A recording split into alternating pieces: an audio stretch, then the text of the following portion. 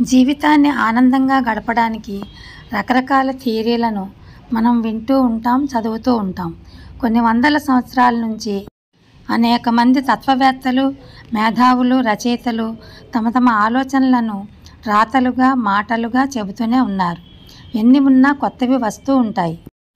కాస్త రూపం మార్చుకొని బోలెడన్ని థియరీలు వస్తూ ఉంటాయి. జీవితంలో తాము ఎదుర్కొన్న అనుభవాలన్నీ అయిపోయాకనే తత్వవేత్తలు ఆ థియరీలను చెప్పారని అనుకోవాలి. అయితే ఇవన్నీ వినడానికి, చదవడానికి బాగుంటాయి కానీ ఆచరించడానికి కాదనేవారు ఉన్నారు. అలాగే ఎంత చదివినా తీరా సందర్భంలో వాటిని ఆచరణలో పెట్టలేని వాళ్ళు ఉన్నారు. ఆ సంగతి అలా ఉంటే మనుషులు ప్రశాంతతను బాగా కోల్పోయే సందర్భాల్లో ఒకటి ఏంటంటే ఇతరులు తాము చెప్పినట్టుగా వినడం లేదని ఫీల్ అవ్వడం. మన చుట్టూ ఉన్న వాళ్ళో, మన ఇంట్లోని వాళ్ళో, మనకు కావలసిన వాళ్ళో, మనం అభిమానించే వాళ్ళో ఎవరైనా కావచ్చు. అందరూ మన మాట వినాలని కోరుకుంటాం. అందరికీ సూచనలు ఇస్తాం, సలహాలు ఇస్తాం, మంచిని చెబుతాం, పద్ధతులు వివరిస్తాం, బాగుపడడానికి బోలెడన్ని చెబుతాం. కొన్నిసార్లు అథారిటీతో, మరికొన్నిసార్లు బాధ్యతతో, ఇంకొన్నిసార్లు ఉత్సాహంతో, మరికొన్నిసార్లు ప్రోత్సాహంతో, ఇలా రకరకాల ఉద్దేశాలతో చాలామందికి చాలా రకాల విషయాలను ఆచరించమని చెబుతూ ఉంటాం. అయితే అలాంటి వారు అలాంటి మాటలను విననప్పుడు, మనం చెప్పింది పట్టించుకోనప్పుడు మనకు వచ్చే కోపం, కోల్పోయే ప్రశాంతత అంతా ఇంతా కాదు. మనం ఎంత మంచిగా చెప్పినా వారు వినలేదు, పాటించలేదని కోపం.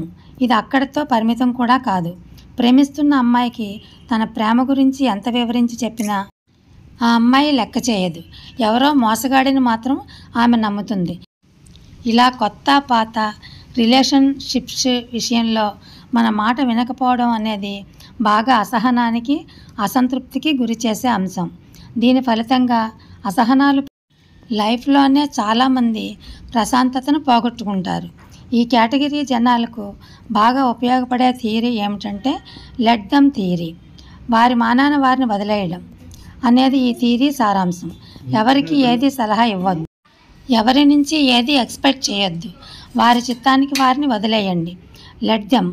అప్పుడు వారు చేయాలనుకున్నది చేస్తారు. వారు చేసేది మీకు నచ్చితే ఓకే, నచ్చకపోయినా ఓకే. Let them.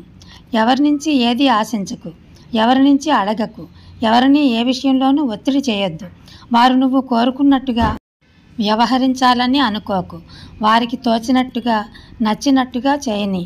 వారి జీవితాన్ని నువ్వు జీవించొద్దు అనేది ఈ థియరీ సారాంశం.